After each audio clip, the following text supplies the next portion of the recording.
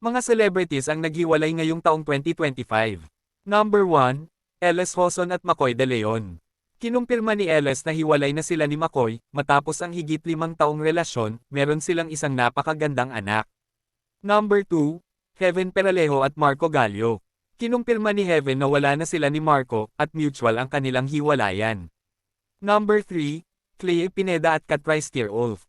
Naghiwalay sila matapos ang 3 taong relasyon, at si Janelle Salvador umano ang dahilan ng kanilang hiwalayan. Number 4, Christine Reyes at Marco Gumabaw. Sabi sa isang source na hiwalay na daw ang dalawa, at na-link na ngayon si Christine Reyes kay Gio Tingson. Number 5, Mikey Quinto at Paul Salas. Matapos ang 4 na taong magkarelasyon, sinasabing mutual ang hiwalayan ng dalawa, at wala daw third party.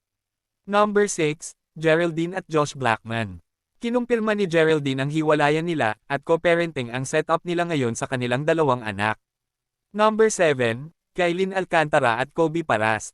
Bali-balita noon ang hiwalayan ng dalawa dahil umano sa pangangaliwa ni Kobe Paras. Number 8, Lou Yanong at Kirk Bondad. Ang rumor ay hiwalay na daw ang dalawa matapos mag-unfollow ni Lou, sinasabing may ibang kasama na si Kirk sa La Union. Number 9, Katrina Gray at Sam Milby. Kinumpirma ni Sam na wala na sila ni Katrina, at called off na ang kanilang engagement.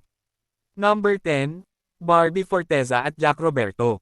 Pinakaunang breakup sa taong 2025, matapos ang 7 taong pagsasama, sinasabing beautiful goodbye ang description ng kanilang hiwalayan.